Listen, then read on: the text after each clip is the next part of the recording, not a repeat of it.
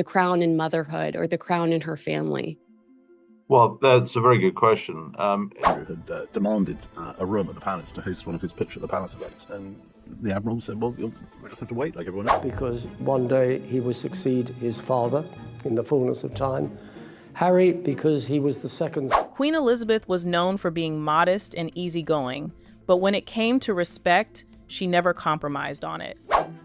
They were seen to be pivotal, vital, fundamental members of the royal family. I think she would have really wanted credit while she was alive. I think it would have just sort of embarrassed her. But when Anson spoke directly to the Queen expressed that she was not at all content. Connecting her to Queen Mary and the early 20th century Windsor women who defined royal style. Why did a royal age suggest the Queen had seen, quotes, plenty of narcissists after that Oprah interview? Glued to the Meghan Markle saga, and there have been so many comparisons. I mean, even just the dress she wore during the Oprah Winfrey interview. Is old and as we know, has said that he doesn't want his last years to be made miserable. And Meghan, it's either my way or the highway. I mean, this is not something new. They signed this deal with the Queen. She walked away happy. Harry and Meghan walked away happy, and now they're coming back and they're trying to change it. However, things took a turn when she tasted a dish she believed was vegan, only to discover it contained egg. This did not sit well with her at all. Bless you, darling Mama. You remain forever in our hearts and prayers. Woman in Britain, an unlikely bond forged in the quiet corners of the palace. A connection so deep, so unexpected, it reshaped everything. His comments, noting that the Queen saw her strength and saw that she is a caring person who had this amazing affiliation to duty. April 2026. Robert Hardman publishes something the palace never wanted confirmed. Queen Elizabeth had a secret tradition for royal brides. Catherine got it. Meghan didn't, and it wasn't an accident. If you want more deep dives like this, make sure to subscribe to Royal Archives. The gift wasn't jewels, it wasn't titles. It was something far more intimate and far more revealing about how the Queen really felt. Hardman's book, Elizabeth II, in private, in public. The inside story documents it with precision. It was her lovely way of bonding with the bride, he writes. She did it with Sophie. She did it with Catherine. Then comes the line that changes everything. But there wasn't that bonding with Meghan because she turned up with Prince Harry. Let that sink in for a moment. The Queen created a private ritual, one-on-one time. No husbands, no staff hovering, just grandmother and future granddaughter-in-law, alone in the vault, choosing a tiara together. Sophie Rhys-Jones got it when she married Prince Edward in 1999. Catherine Middleton got it before marrying William in 2011. Meghan Markle never offered. And according to Hardman's sources inside the royal household, it was deliberate. Here's what that private appointment actually meant. For Sophie and Catherine, the Queen personally walked them through the royal collection.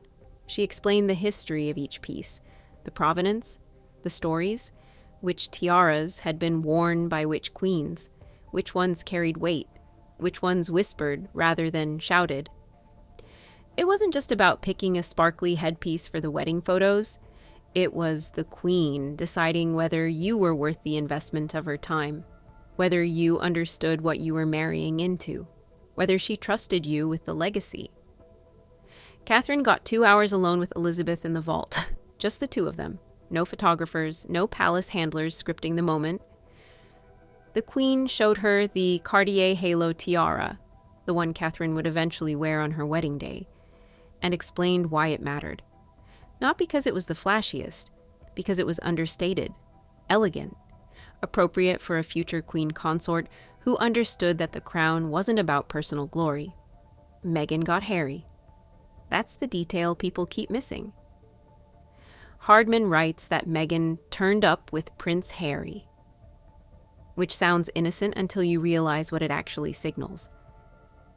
The Queen didn't invite Meghan alone. The appointment was structured differently from the start. It wasn't intimate, it wasn't bonding, it was transactional. Meghan chose Queen Mary's diamond bandeau tiara and walked out. No 2-hour private audience, no stories, no test. Across social media, one question kept surfacing. Why? because if this was really just about logistics or scheduling, the palace would have said so. If Meghan had requested Harry's presence and the Queen accommodated her, that would have been the narrative. But Hardman's sources don't frame it that way. They frame it as a choice the Queen made. Meghan didn't get the ritual because the Queen didn't offer it.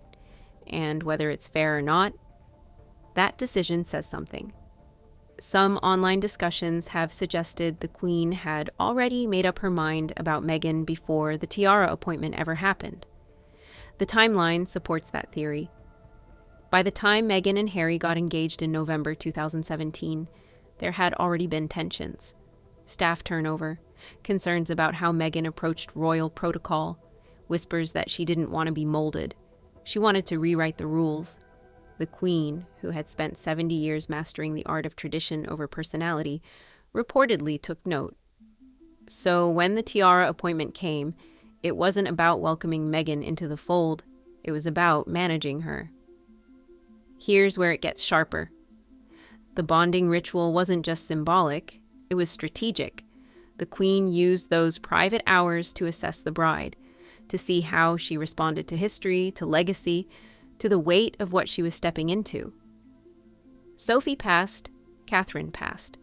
Both women understood that marrying into the firm meant subordinating yourself to something larger.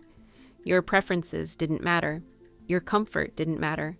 The institution mattered. Meghan wanted to matter. And that's the tension Hardman's revelation exposes. The Queen didn't deny Meghan the intimate tiara experience out of cruelty. She denied it because Meghan had already demonstrated she wasn't interested in what the Queen valued most, deference. By the time that appointment happened, the Queen had seen enough. Meghan arrived in the royal family with her own brand, her own following, her own ideas about how a modern duchess should operate. The Queen wasn't interested in modern, she was interested in compliant. Critics were quick to point out the pattern. Catherine got private bonding, Meghan got Harry as a chaperone. Catherine got the Cartier halo after a personal consultation. Meghan got Queen Mary's bandeau after a catalog-style viewing. Catherine got trusted, Meghan got managed. The differentiation wasn't subtle, it was policy. And here's what makes Hardman's confirmation so significant. For years, Sussex supporters dismissed reports of unequal treatment as tabloid speculation. There's no evidence the Queen treated them differently. They'd argue. Hardman just provided the evidence from royal household sources, with specific details. The Queen had a bonding tradition. She performed it for Sophie. She performed it for Catherine. She skipped it for Meghan. That's not interpretation. That's documentation. So what was the Queen protecting? Many observers began pointing in one direction: the monarchy itself. Elizabeth had watched her sister Margaret struggle with the limitations of royal life. She'd watched Diana weaponize her charisma against the institution. She'd watched Fergie crash and burn spectacularly. By the time Meghan entered the picture, the Queen had a finely tuned radar for women who wouldn't bend. And Meghan set off every alarm. The tiara ritual was a test Meghan never got to take.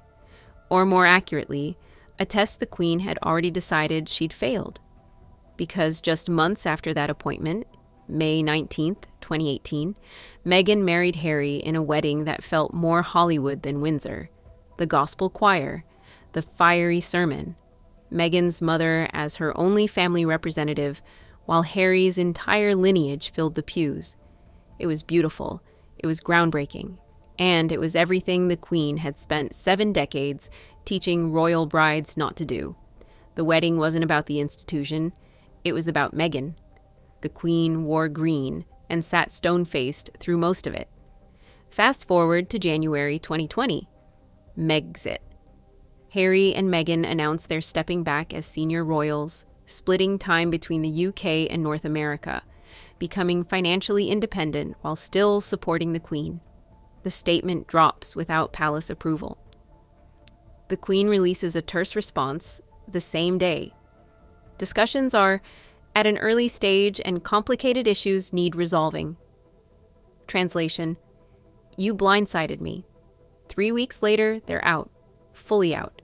No half-in, half-out compromise. No royal titles in commercial contexts. No HRH styling in public life. The Queen draws the line. And whether it's fair or not, one name kept surfacing in post-Megxit analysis. Meghan. Not because Harry didn't make his own choices. He did. But because the pattern Hardman now confirms started long before the exit. The Queen never bonded with Meghan, never invested the private time, never extended the ritual that said, "I'm preparing you for this because I believe you'll honor it." She skipped straight to containment. And when containment failed, she cut them loose. There's been growing chatter about what might have happened if the Queen had given Meghan that intimate tiara appointment. If she'd spent 2 hours in the vault explaining not just which tiara to wear, but why the crown requires submission. If she'd treated Meghan the way she treated Catherine, as someone worth the effort of shaping, rather than someone to be managed at arm's length, would it have changed anything? Probably not, because the Queen's instincts were sharp. She'd been reading people for 8 decades. She knew Meghan wasn't Catherine. Catherine arrived at the palace willing to disappear into the role, to become the Duchess of Cambridge and let Kate Middleton fade into irrelevance. Meghan arrived as Meghan Markle and never stopped being her. That's not a moral judgment. It's an operational incompatibility. The Queen saw it, Hardman confirmed it. The intimate gift was withheld because the Queen had already made her assessment. Here's the broader implication. The monarchy survives by erasing individuality. That's the trade. You get the palaces, the jewels, the global stage, and in exchange, you become a symbol. Catherine understood that from day one. She spent a decade being molded before the engagement even happened. She learned to walk 2 steps behind William, to never voice a political opinion, to wear beige and smile and become wallpaper when the institution required it. The Queen rewarded that obedience with private bonding, with trust, with the sense that Catherine was being groomed, not just tolerated. Meghan was never groomed. She was tolerated, then contained, then cut loose. And the tiara appointment, or lack thereof, was the Queen's first public signal of that trajectory. Hardman's sources describe the bonding ritual as her lovely way of connecting with future family members. Lovely? That's the word that stings, because it implies warmth, affection, the kind of grandmotherly care the Queen extended to Sophie and Catherine, but consciously withheld from Meghan. It wasn't that the Queen couldn't make time.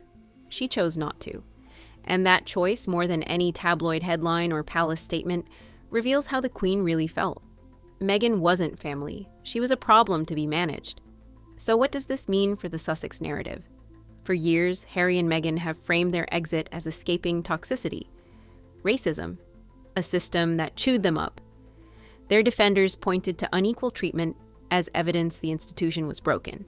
And now Hardman hands them proof. The Queen did treat Meghan differently. She didn't extend the same intimate rituals. She didn't invest the same private time. She didn't trust her the way she trusted Catherine. But here's the complication. The Queen's differential treatment wasn't arbitrary. It was based on behavior, on compatibility, on whether the bride showed signs of submission or rebellion. Catherine submitted, Meghan didn't. The Queen responded accordingly. So the question isn't whether Meghan was treated unequally. She was. The question is whether that inequality was justified. And that's where the conversation splits. Sussex supporters see confirmation of institutional prejudice. The Queen decided Meghan wasn't worthy of bonding before she had a real chance to prove herself. Royal traditionalists see confirmation of the Queen's wisdom. She recognized incompatibility early and protected the monarchy by maintaining distance. Both readings are grounded in the same facts. Both are defensible. Hardman doesn't pick a side. He just documents what happened. The Queen bonded with Sophie. She bonded with Catherine. She didn't bond with Meghan. That's the record. But records shape legacy. And this one ensures that when historians assess the Queen's final decade, the Meghan question will loom large. Did Elizabeth make the right call? Did she write Meghan off too quickly? Or did she see exactly what was coming and act to protect the institution she'd spent 70 years stewarding? We know what happened next. Megxit, the Oprah interview, the Netflix docuseries, the memoir, Harry and Meghan building a media empire by dismantling the mystique the Queen spent a lifetime protecting, and through it all, the question that Hardman's revelation makes impossible to ignore. What if the Queen had bonded with Meghan? What if she'd extended the intimacy? What if she'd tried? Maybe nothing changes. Maybe Meghan still leaves. Maybe the institution was always too rigid for someone who refused to shrink. Or maybe, just maybe, that 2-hour tiara appointment was the moment the Queen chose separation over integration. And everything that followed was inevitable. Hardman's book doesn't answer that. It just confirms the choice was made. Early. Deliberately.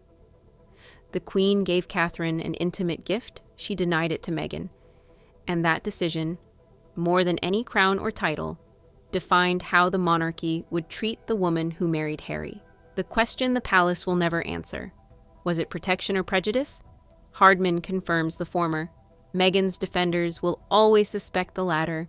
And the truth, the uncomfortable, complicated truth, is probably both. The Queen protected the institution by withholding intimacy from someone she'd assessed as incompatible. Whether that assessment was fair or premature is something history will debate long after everyone involved is gone. But the facts aren't debatable anymore. The intimate gift existed. Catherine received it.